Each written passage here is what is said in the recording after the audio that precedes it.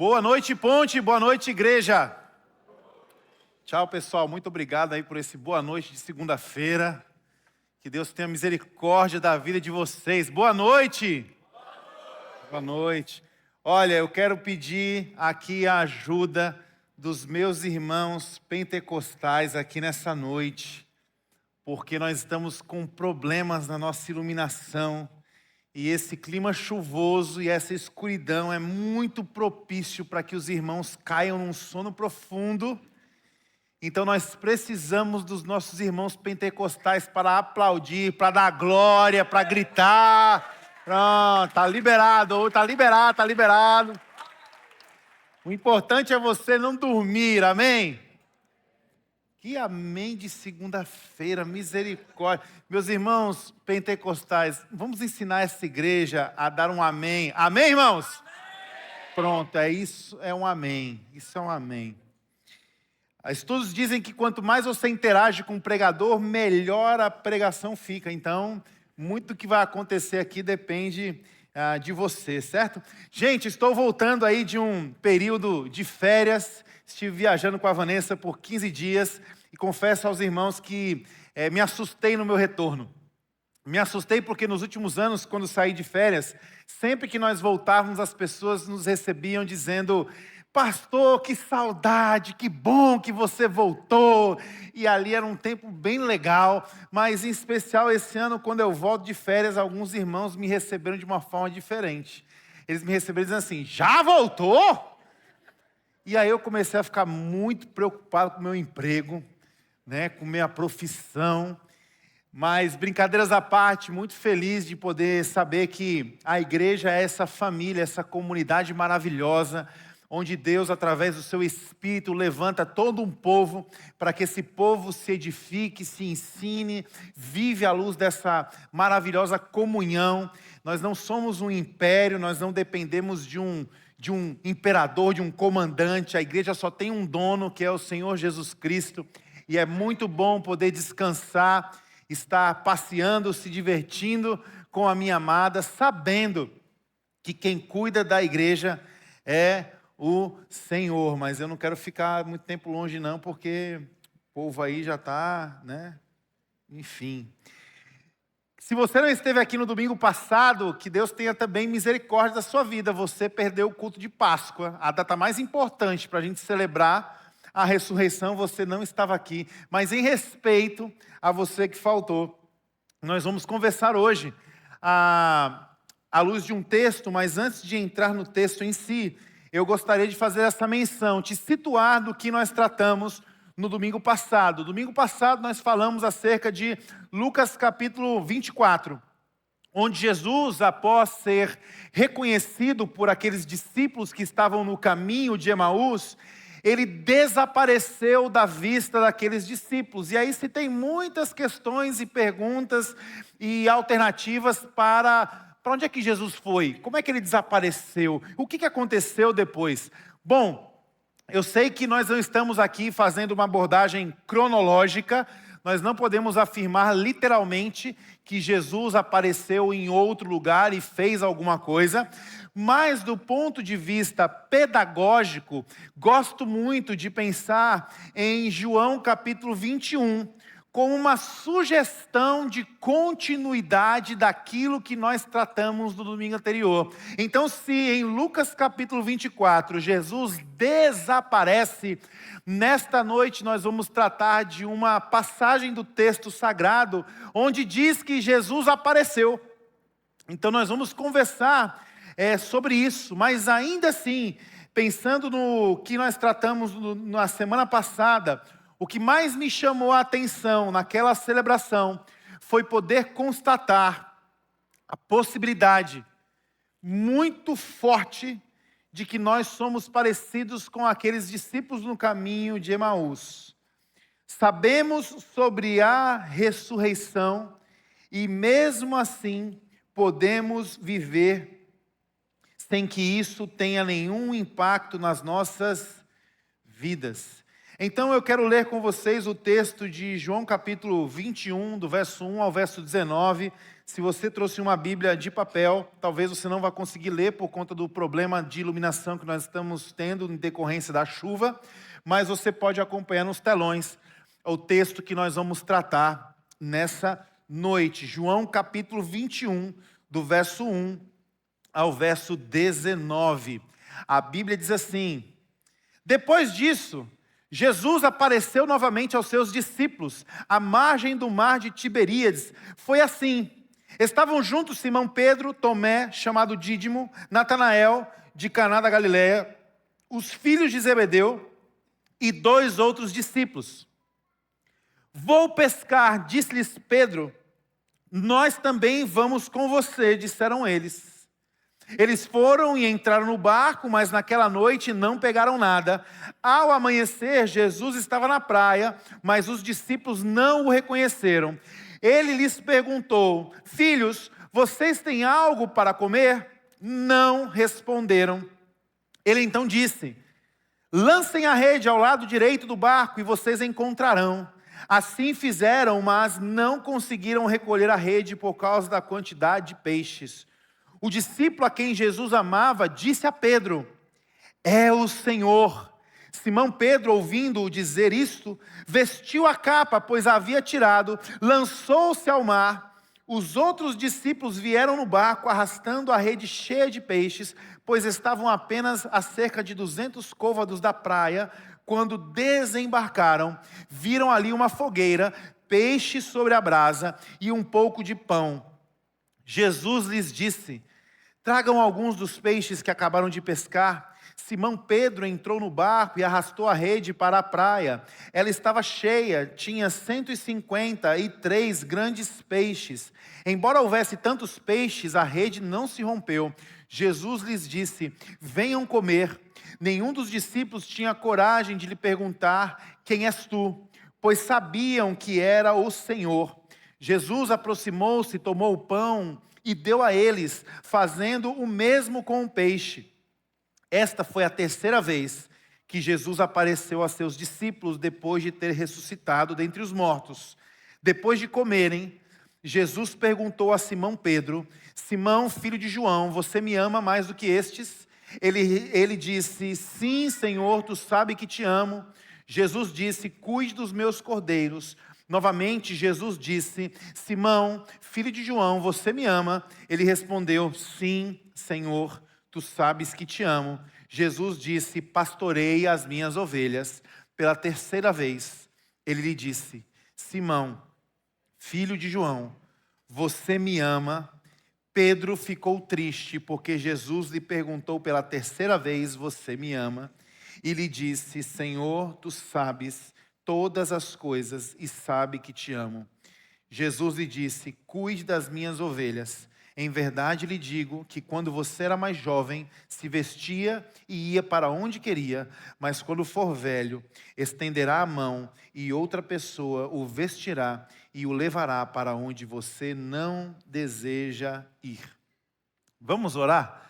Pai, nesta noite nós queremos mais uma vez te pedir que teu Espírito Santo nos ilumine sobre toda a verdade, que esta palavra ela possa representar para nós uma clareza, um caminho de quem vive a ressurreição de Jesus, quem vive uma vida à luz da ressurreição. Que este encontro poderoso que aconteceu em João capítulo 21 também possa ser o nosso encontro nessa noite. Nós oramos por isso e assim te pedimos, no nome de Jesus. E a ponte diz: amém. Eu gostaria de destacar algumas palavras aqui nessa literatura, nesse texto tão especial, João capítulo 21.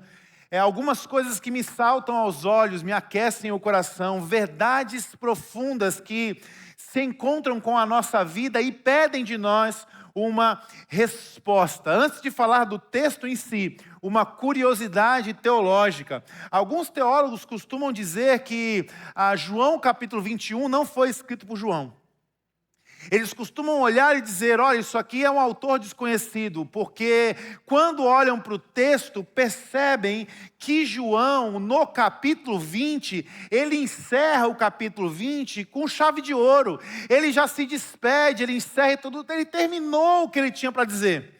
Apagou as luzes. Então alguns teólogos, eles olham para o capítulo 21 e eles olham para como terminou o capítulo 20 e eles têm essa inclinação de dizer, olha, esse 21 aqui talvez não foi João. Eu não consigo concordar com isso, porque a forma que esse capítulo é escrito, me perdoe, tem muitas nuances dos outros capítulos, não só o estilo da escrita, mas também como as palavras são colocadas, como os detalhes são colocados. Então me parece que o que acontece aqui não é um capítulo de um autor desconhecido.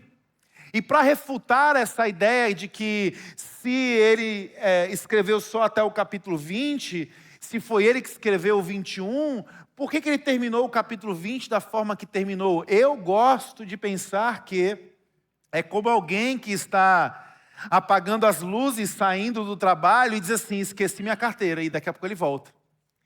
Esqueci de dizer alguma coisa importante que preciso deixar registrado. Eu gosto de pensar assim. Ou talvez quando eu e você assistimos um belo filme, um filme que nos empolga, e o filme acaba de uma forma assim triunfante, a gente está suspirando ali, a gente se recusa a levantar da cadeira, a gente assiste os créditos dizendo assim, eu preciso ver pelo menos um pós-crédito aqui. Isso mexeu tanto comigo que eu queria ver um pouquinho mais. Então, talvez isso reflita um pouco do coração de João, fazendo, mesmo tendo concluído tão bem o capítulo 20, ele coloca o capítulo 21. Então, existem algumas palavras aqui que eu gostaria de trazer luz como uma evidência para explorar esse texto. A primeira delas é a sentença do Pedro, quando olha para os discípulos e diz, vou pescar. Vou pescar, verso 3. Esse relato carrega em si um drama profundo, porque aqui está sendo denunciado o caminho da desistência de Pedro. Caminho da desistência, falamos muito sobre isso na semana passada. Quando falamos sobre esse termo, não estamos nos referindo a alguém que desistiu de viver, de trabalhar, de tocar a vida, de estar bem com os seus. Aqueles discípulos de Emaús, e talvez Pedro aqui nesse momento, ele não está desistindo de viver, mas ele está desistindo de viver uma vida da qual Deus está vivo e Deus está com ele. Essa é a desistência de Pedro e dos demais discípulos. Essa simples frase carrega um significado simbólico profundo. Podemos entender que essa decisão, ela é bem mais profunda e densa do que simplesmente a prática da pescaria. Pedro não está aqui buscando uma alternativa para desopilar. Eu vou ali dar uma desopilada, eu vou ali esfriar a cabeça, tem muita coisa ruim acontecendo, eu vou ali dar uma descansada. Não, quando Pedro está falando, eu vou pescar, ele está numa ideia de regresso à sua antiga identidade. Recorrendo ao grego, nós vamos nos deparar com o verbo. O verbo não é retornar somente. O verbo rípago significa que ele está buscando regresso. Estou buscando regressar. Ou seja, vou regressar à minha antiga forma de viver. Como se tudo aquilo que aconteceu nos últimos anos não tem mais nenhum impacto sobre o meu presente e o meu futuro. Pedro, quando diz vou pescar, está carregando no seu coração esta ideia. E uma primeira pergunta, não é assim que acontece com a gente?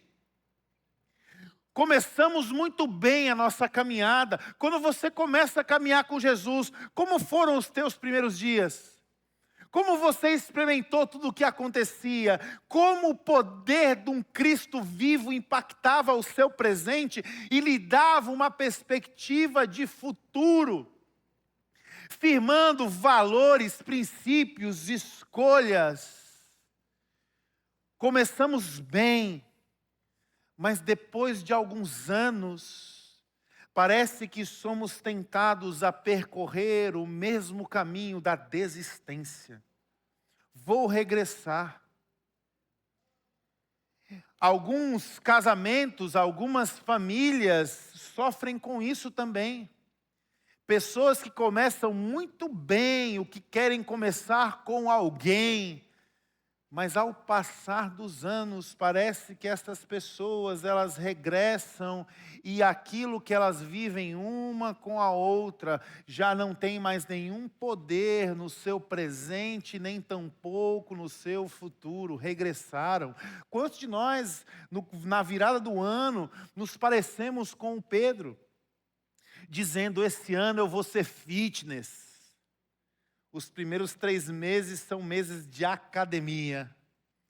Mas parece que quando passa para o 4º mês, vem a Páscoa com tanto chocolate, e você olha para aquele tanto de chocolate e você diz, rípago, vou regressar.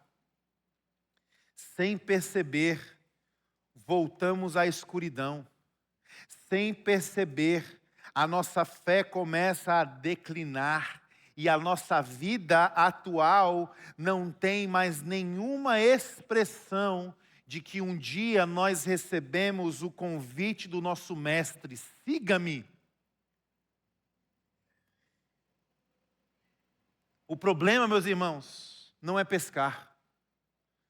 O problema não é você não comer chocolate ou comer chocolate. O problema não é você desistir da academia. O problema é viver uma vida como se Deus nunca houvesse lhe chamado. Este é o problema. Esse é o peso do rípago, do regresso. Viver uma vida como se Deus não existisse, como se Ele estivesse morto, ou como se Ele nunca houvesse me chamado. E é curioso pensar que tudo isso está embrulhado em uma simples sentença, vou pescar. Porque aparentemente pescar não tem problema nenhum. Aquelas pessoas, muitas dessas pessoas tinham a pescaria como um ofício para a própria sobrevivência. E por que então tantas coisas profundas estão embrulhadas em uma sentença tão simples? Porque nós devemos nos atentar, meus irmãos, aquilo que nos afasta do caminho.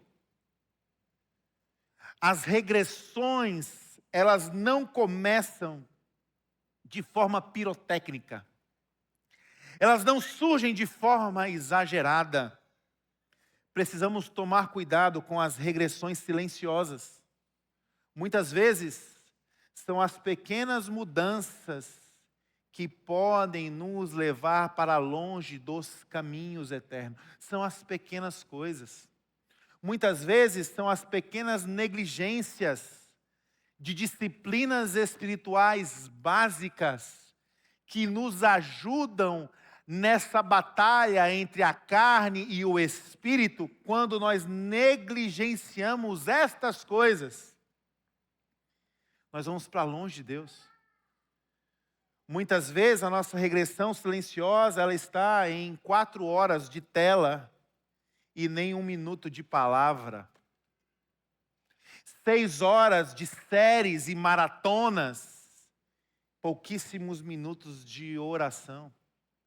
Eventos sociais para conversar de coisas superficiais, agenda lotada. Encontros intencionais para a comunhão, para alimentar a alma, para a confissão de pecado, escassos na agenda. São regressos silenciosos. Começam pequenos, mas nos levam para muito longe. Essa é a nossa condição. Mas aí João, ele é o discípulo amado. Ele não é o discípulo do cajado e do chicote, é o discípulo que ama. E aí nós entramos na segunda sentença desse texto maravilhoso que me salta aos olhos. Verso 4. Ao amanhecer. Ao amanhecer. Lendo assim, discorrendo pelo texto, é um detalhe que passa desapercebido. João aqui não está usando o contraste, luz e escuridão, como somente uma referência de um tempo que está passando. Ele não está descrevendo uma situação do meio ambiente, uma situação climática. Aqui ele não está tratando de meteorologia. Aqui João está nos marcando em uma questão profunda, e esta questão é teológica. As manhãs para o autor e o poeta João sempre representam intervenção divina. João é um poeta, o texto bíblico tem uma narrativa belíssima. Pense comigo, vamos entrar nessa pescaria.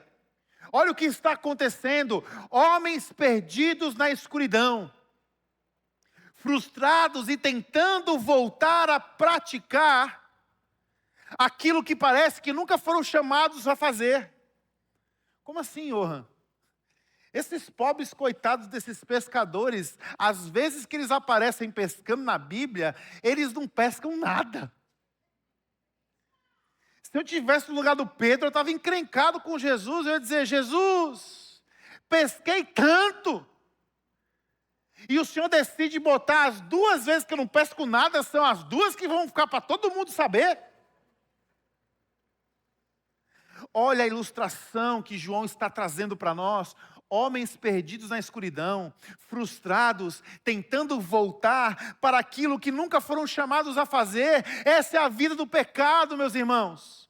Nos coloca num lugar escuro, queremos fazer coisas escusas que nunca fomos chamados a fazer. Mas aí o texto ganha um brilho. Jesus aparece e mesmo nesta hora, amanheceu. A luz apareceu. Da mesma forma, meus irmãos, João narra o encontro de Jesus com o religioso Nicodemos.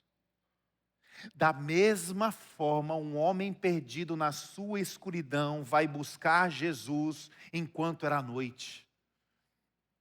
Começa uma conversa com Jesus. As palavras de Jesus vão ganhando o coração daquele homem. O teor da conversa é: você precisa nascer de novo. E depois daquela conversa que transforma o coração daquele homem, sabe como João termina o diálogo de Nicodemos com Jesus? E então amanheceu. Aqui é como se o tempo estivesse servindo para dar o testemunho do que acontece na realidade espiritual de quem experimenta a salvação que há em Cristo Jesus. Estas pessoas saem da escuridão para a luz. Salmo 30, verso 5: pois a sua ira só dura um instante, mas o seu favor dura a vida toda. O choro pode persistir uma noite, mas a alegria irrompe pela manhã. Meus irmãos, a Bíblia diz: as misericórdias do Senhor se renovam a cada manhã. Elas se renovam a cada manhã, porque cada dia precisa de misericórdia? Não. Ela se renova a cada manhã, porque cada vida precisa desta misericórdia. O amanhecer simboliza renovação, e não apenas um novo dia. Chegamos agora no ponto 3 dessa mensagem. Diante do que estava acontecendo ali, a escuridão, a frustração da pescaria, Jesus chegando, o dia amanhecendo, Jesus faz uma pergunta já na negativa. Aqui o texto original, trazendo para o bom cearenseis. É muito legal, o nosso vocabulário cearense eu amo. Porque o nosso vocabulário cearense, quando a gente fala da negativa, a gente gosta de frisar bastante a negativa. Não tem comida não? Não tem comida. No Ceará não, meu amigo. Não tem comida não. Curiosamente, a pergunta que Jesus faz àqueles discípulos é uma pergunta que no literal grego está parecendo com cearenseis. É como se ele quisesse falar com a gente hoje. Porque não foi assim, pescaram alguma coisa? A pergunta no original foi assim, não pescaram nada não? Como alguém que está afirmando que sabe o que está perguntando e já sabe a resposta. Nada de nada, né? Tipo isso. E a Bíblia vai dizer, o texto sagrado diz, eles não o reconheceram. Verso 4, parte B. Os discípulos não reconheceram a Jesus. Alguns teólogos mais racionais gostam de propor que esse não reconhecimento é um fato que aconteceu pela distância da margem e pela penumbra. Embora o texto tinha dito assim, amanheceu, não amanhece igual alguém que acende uma luz, amanheceu amanhecendo, né? Então, os teólogos mais racionais, eles olham para isso e dizem assim, não reconheceram a Jesus pela distância e pela penumbra. Eu penso que essa tentativa de racionalizar esse texto, ele suprime a beleza da nossa caminhada de fé. Eu acho que João, ele faz questão de descrever isso, e Lucas também faz a questão de descrever que os discípulos de Emaús não reconheceram Jesus andando no caminho e estava de dia. O texto de Lucas 24 termina com uma interrogação. Depois que partiu o pão, eles reconheceram que era Jesus. Jesus desapareceu e acabou-se. Eu penso que essas coisas estão na Bíblia desta forma, porque nós precisamos e carecemos muito dos nossos irmãos pentecostais. Existem coisas na nossa vida com Deus, meus irmãos, que cabe a nós somente uma sentença. Sabe qual é? Isso é mistério. Aqui é mistério. Eu e você, nós precisamos desse óleo para alimentar a chama da nossa fé. Existe um deslumbramento. Existem experiências com Deus que, embora o nosso culto deve ser racional, existem experiências com Deus que a nossa razão, ela precisa calar-se e o nosso coração explode em fé, gritando, isso é mistério. Como criança que quando pega um avião, vai para a janela entusiasmada dizendo, eu quero ver os anjinhos, eu quero ver as nuvens onde os anjinhos moram. Em nome de Jesus, não seja esse religioso chato que vai dizer assim, não é aí que os anjinhos moram. Não é nessa dimensão que eles moram. Não seja esse cristão religioso chato que suprime do coração das crianças esse deslumbramento. Permita-se embarcar nessa história das crianças e ter um coração parecido com o delas, porque é com o coração de criança que a gente chega a Deus. É com esse coração que se deslumbra e só consegue dizer o que o pentecostal diz. É mistério, meus irmãos. Não é não, galera pentecostal? Estou errado? Foram embora, foi? Amém! Misericórdia, o pessoal da manhã estava muito mais avivado que vocês, viu? E olha que estava chovendo pra caramba. Nessa semana, duas coisas aconteceram que me marcaram à luz dessa reflexão. A primeira, na quarta-feira, Clube do Livro aqui na igreja. Toda quarta-feira nós temos uma programação que acontece. Muito legal, um tempo de louvor, um tempo de palavra. Depois nós temos grupos que saem para conversar acerca daquilo que está sendo ministrado aqui, um tempo muito legal. No meio da semana, o diferente do domingo é o quê? Você escuta, mas você também tem a oportunidade de poder compartilhar. Estava eu aqui num Clube do Livro, sendo edificado. E pensando em Jonas, Jonas é um livro da Bíblia bem complexo. Muitas pessoas gostam de olhar para esse livro já com essa pergunta. E aí, pastor, é literal ou é ficção? Porque o livro do Jonas é assim, um resumo básico. Deus chama Jonas para pregar para um povo que ele não gostava. Jonas se levanta, ao invés de ir para onde Deus mandou ele ir, ele vai para o caminho oposto. No caminho oposto, ele pega um barco, ele vai porão do barco, começa a dormir. O barco é assolado por uma tempestade, o povo começa a ficar doido, achando que vai morrer, apela para Deus e para todos os outros deuses, não acontece nada, continua aquela tormenta, até que acordam Jonas. Jonas acorda e diz: olha, a culpa desse escarcéu toda é minha. Façam o seguinte, me peguem, me atirem na água e vai estar resolvido. Aqueles homens fazem isso, sobrevivem, mas um grande peixe come Jonas. E ele passa 3 dias na barriga do peixe. Sushi é bíblico, nós podemos provar à luz de Jonas. É comida que está na Bíblia, sushi. O primeiro homem que comeu sushi está na Bíblia, Jonas. Sobreviveu 3 dias na barriga do peixe. Comendo o quê, meus irmãos? Peixe cru. Há quem diga que ele foi cuspido, que ele mordeu a língua do peixe, o peixe... Há quem diga. As pessoas olham para esse texto e dizem assim, isso aqui é ficção. Outros olham para esse texto e dizem assim, não é ficção não. Na verdade o peixe não é peixe, é baleia. Tem uma espécie de baleia que é do tamanho de um avião, que caberiam 100 pessoas dentro da barriga. Isso é mistério, meus irmãos. É mistério, coisa que não cabe na nossa cabeça, mas que serve de óleo para queimar a fé no nosso coração. A segunda coisa que me ocorreu, diante dessa semana, nós estávamos reunidos na terça-feira, toda terça nós nos reunimos aqui como uma equipe, oramos por tudo que aconteceu, que vai acontecer, avaliamos, planejamos, e aí uma pessoa da reunião, ela recebe uma mensagem no telefone dizendo assim, olha, a instituição tal está com uma doação de um isopor de peixe. Aí a pessoa diz assim, pastor, dá para sair da reunião para pegar essa doação, um isopor de peixe? Aí dá, claro, vamos se organizar e tal, e saiu. Aí dali a pouco manda mensagem, não é o isopor de peixe. Aí me chega de volta com um carro com a caçamba cheia de peixe. Aí a gente começa a olhar para aquilo e dizer o quê, meus irmãos? É mistério. O que Deus está fazendo aqui? E daqui a pouco os projetos vêm, começam a pegar os peixes, e pegando peixe, pegando peixe. Quando acaba, outra mensagem, tem mais peixe.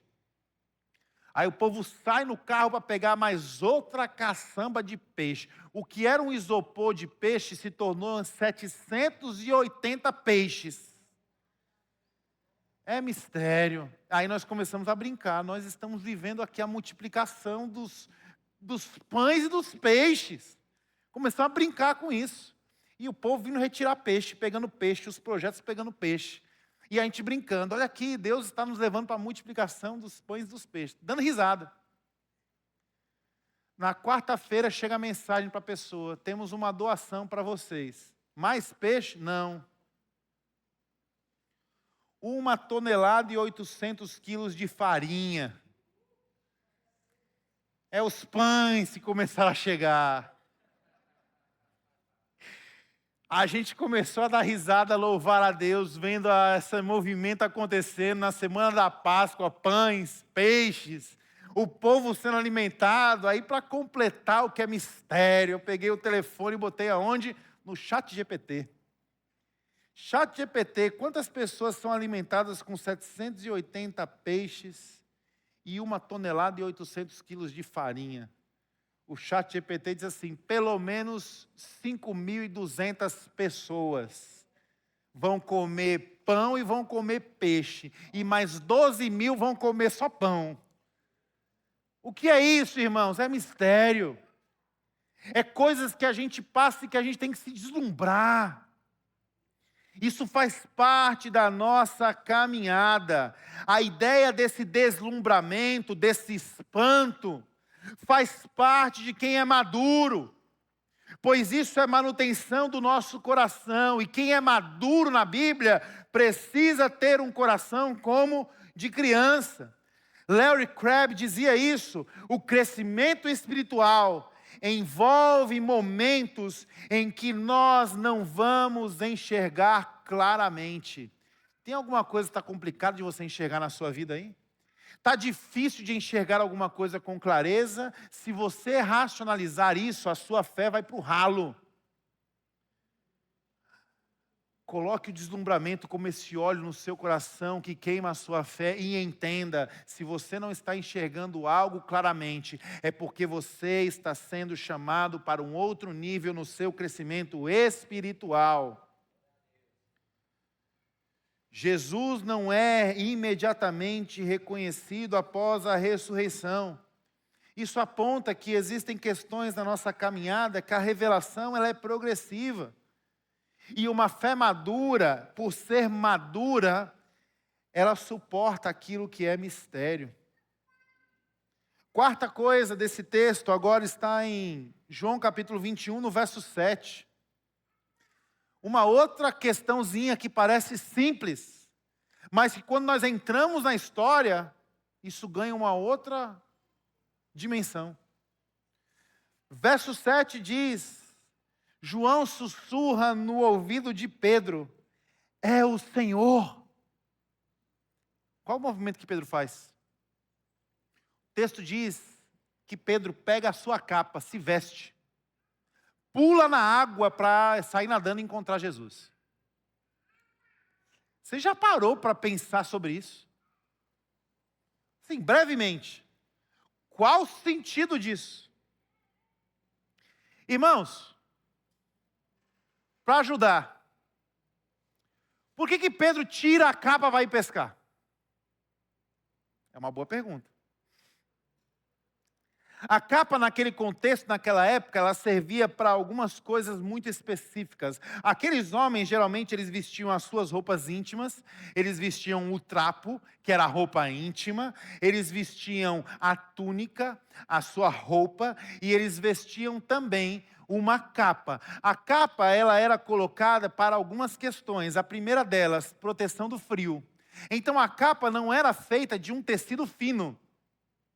A capa era de um tecido mais grosso, difícil inclusive de pegar tingimento. É por isso que a capa do José, no Velho Testamento, foi tão cobiçada. Porque era um tecido grosso e ele era tingido, então era uma coisa cara, difícil. A capa servia para a proteção, ela era grossa, proteção do frio. A capa também servia para a proteção do sol, por isso ela era grossa. A capa servia de proteção para espinhos, galhos, servia de proteção. E a quarta coisa, a capa era também uma indumentária que se usava para encontros formais. É como talvez alguém que hoje vai para uma formatura, para um casamento e decide e precisa ter um traje apropriado para aquela formalidade. Agora você pensa comigo, um tecido grosso, pesado, alguém que ao embarcar no barco, retira esse tecido sobre ele. Por que faz isso? Por uma questão de segurança. Se você é lançado na água com um tecido tão grosso e pesado te envolvendo, você corre risco de vida. Então, para entrar no barco e ir pescar, o movimento foi tirar a capa. Qual sentido se tem em colocar a capa e pular na água? Não tem sentido nenhum.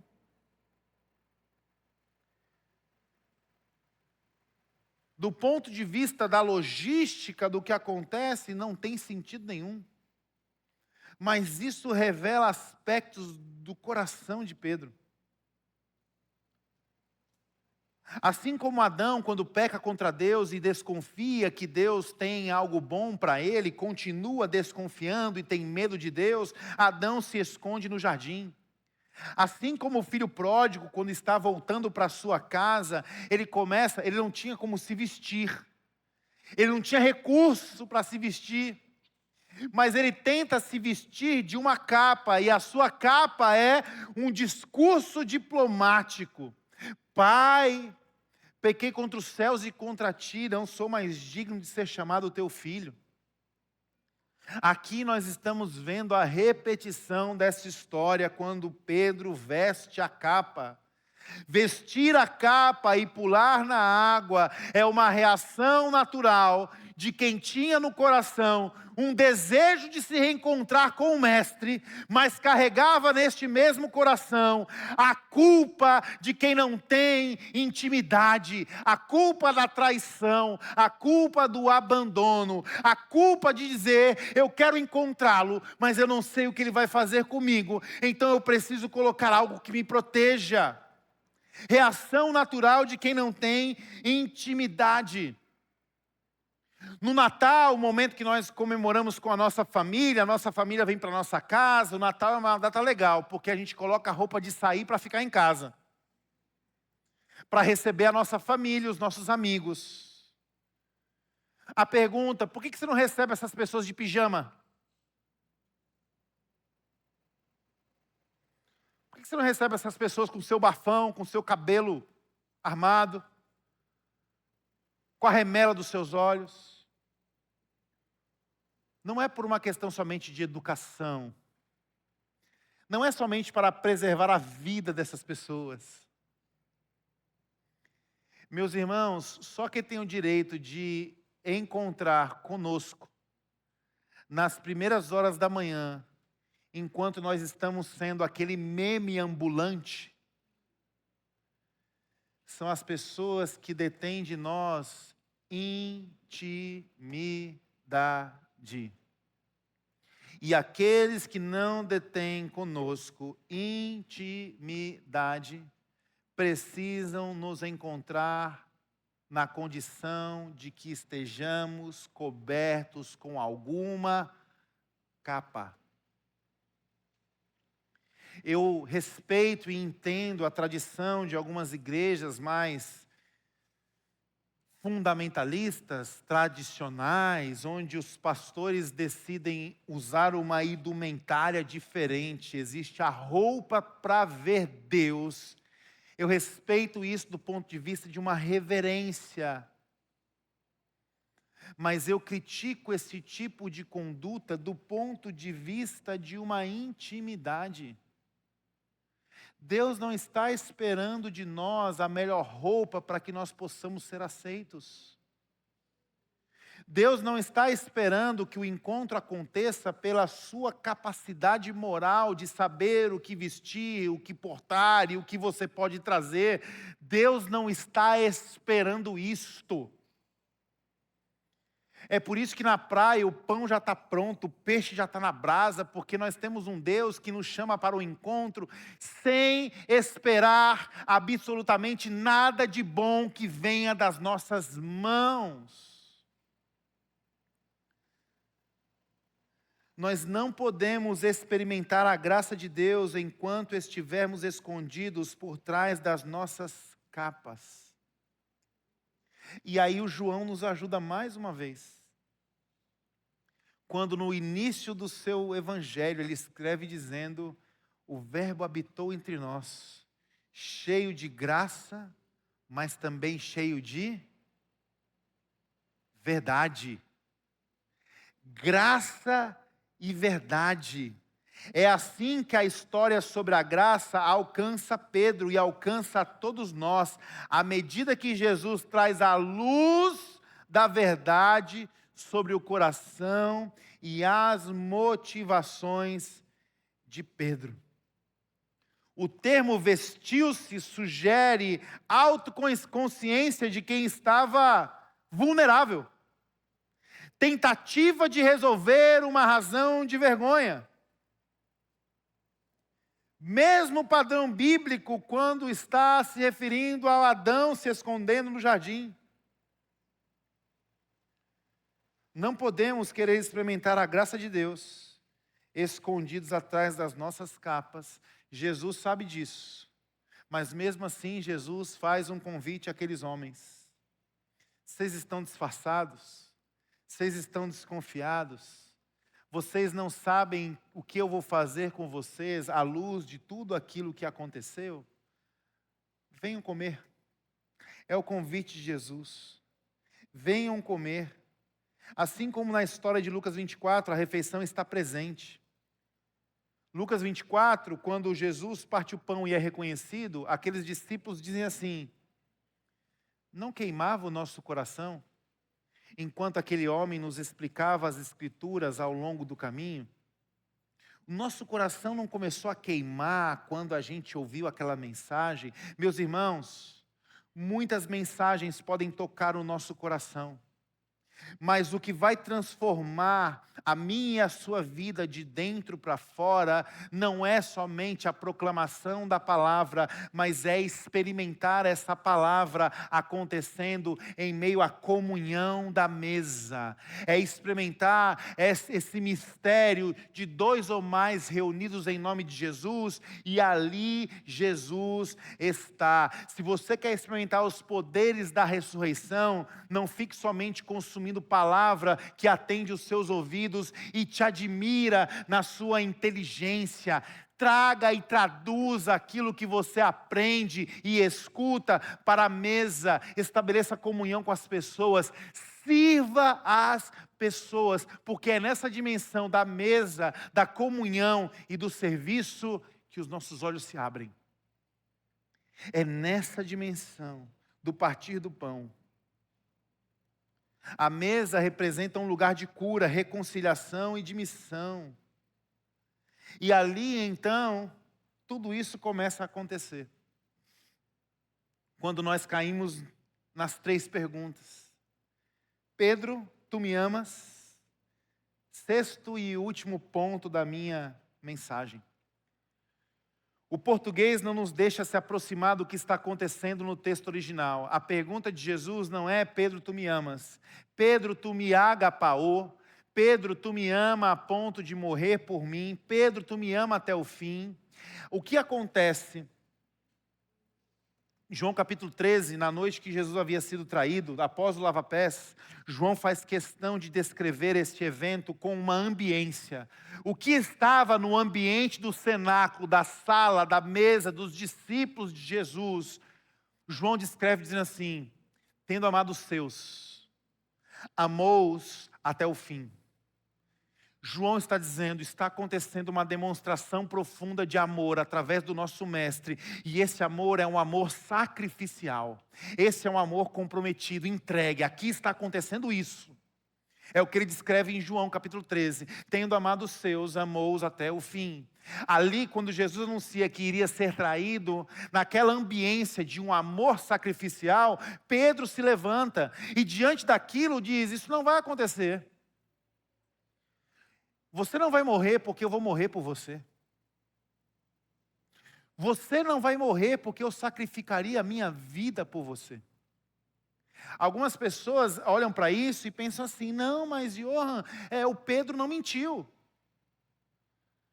Quando Jesus foi orar no Getsemane, que aquela guarda romana chegou para pegar Jesus, Pedro puxou a espada e arrancou a orelha de Malco.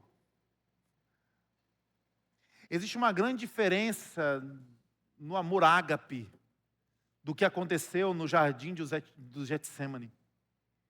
Uma coisa é, por amor, você entregar a sua vida por alguém. Outra coisa é, por amor, você querer matar alguém. São duas coisas diferentes. Pedro não estava demonstrando um amor que morreria por Jesus. Pedro demonstrou um amor que mataria por Jesus. É diferente. Nós estamos falando de um homem que estava completamente enganado. Naquela mesa, quando ele se levanta e diz: morreria pelo Senhor. Qual foi a resposta de Jesus? Jesus diz: não. Quando o galo cantar, você vai me negar 3 vezes.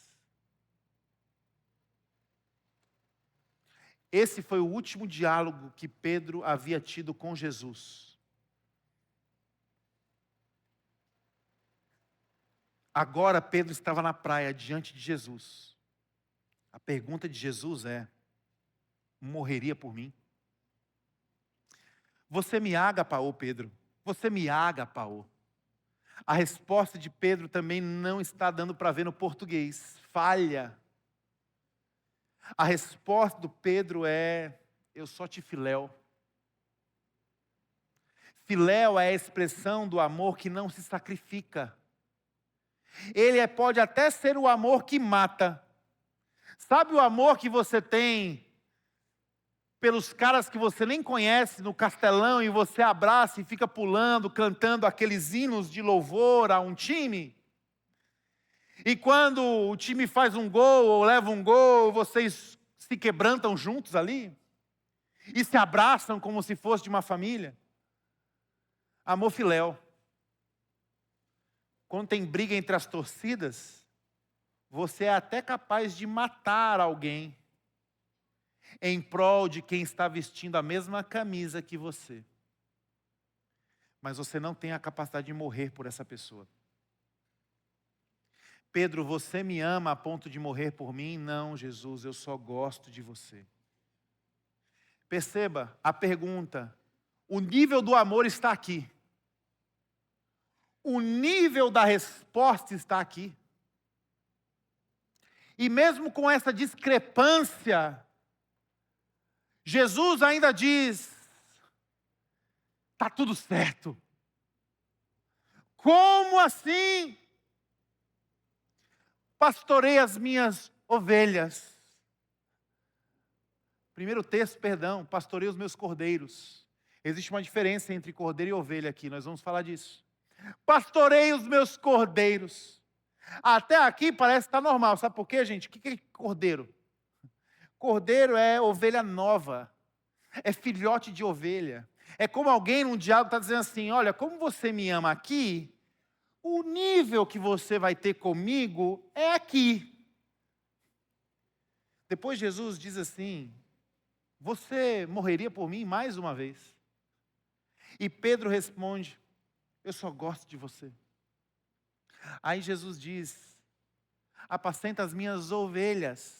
Opa, começou a mudar. Começou a mudar por quê? Porque agora Jesus não está dizendo está tudo bem, vamos junto, está tudo certo. Não na responsabilidade de alguém que vai cuidar de bebê. Porque a diferença entre cordeiro e ovelha na Bíblia é a idade, é a maturidade. Ou seja, Pedro, mesmo nessa discrepância, eu estou aqui chamando você. E aí acontece na terceira pergunta a beleza do Evangelho. Qual é a beleza? É que Jesus muda o verbo da pergunta. Não é mais a pergunta altiva dizendo: você me ama de forma sacrificial? Mas é como alguém que se abaixa na condição de quem não tem estatura e diz: você só gosta de mim, né, Pedro? E Pedro diz: eu só gosto de você. E Jesus ainda diz: está tudo certo. Essa é a pintura perfeita do Evangelho. Nós não temos um Deus que se colocou numa discrepância, dizendo: você precisa se virar para chegar até aqui. Jesus é o Deus que se revela dizendo: eu estou me virando para chegar até você na sua condição. Não para que você possa ser um perpetuado medíocre, mas através do meu amor, o seu amor será amadurecido. Porque, Pedro, você era como um menino, e como um menino você não sabia para onde ia, você ia para onde queria, você falava o que queria. Aqui eu suspeito que Jesus não está falando da infância temporal e física de Pedro. Eu acho que aqui Jesus se refere também à infância espiritual de um homem que num momento de ceia disse: eu morreria por você. Alguém que estava completamente enganado. Eu acho que quando Jesus disse: quando você era pequeno, quando você estava naquele barco, e para me encontrar você mais uma vez vestiu uma capa.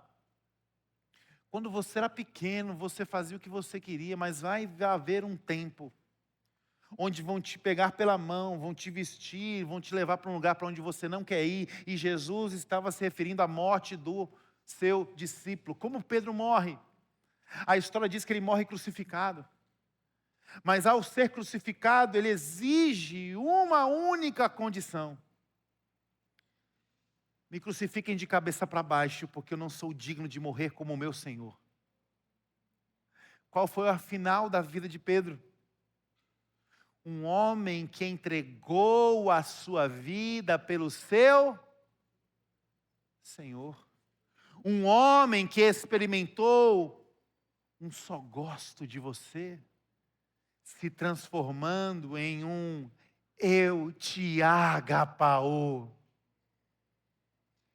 A constatação e o testemunho de que aquele que começou a boa obra em nós há de completá-la. Jesus, quando tem essa conversa com Pedro, ele não está querendo destruir o seu discípulo, mas ele está empenhado em destruir a mentira que o aprisionava em uma vida enganosa. Esse diálogo tem a ver com isso. Em outras palavras, para que a graça nos alcance, Deus muitas vezes precisa nos cortar com a sua verdade.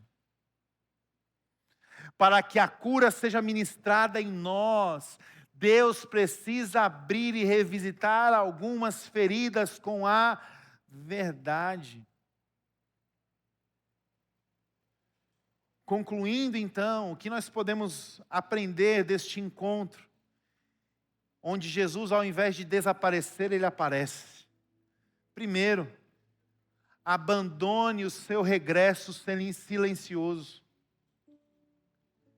Segundo, deixe a luz invadir a sua vida. Venha para a luz. Terceiro, aceite que na caminhada da fé existem algumas coisas que são mistério. Você não tem como responder tudo de forma racional. Por que eu cheguei até aqui? Por que eu fiz o que eu fiz? Por que eu estou colhendo esse fruto tão amargo?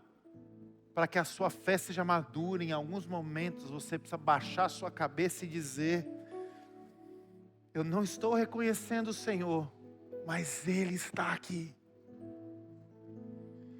E isso é mistério, não cabe na minha cabeça. Mas acreditar nisso é como um óleo que queima a chama do Evangelho no meu coração. Então aceite que algumas coisas são misteriosas, não se explicam.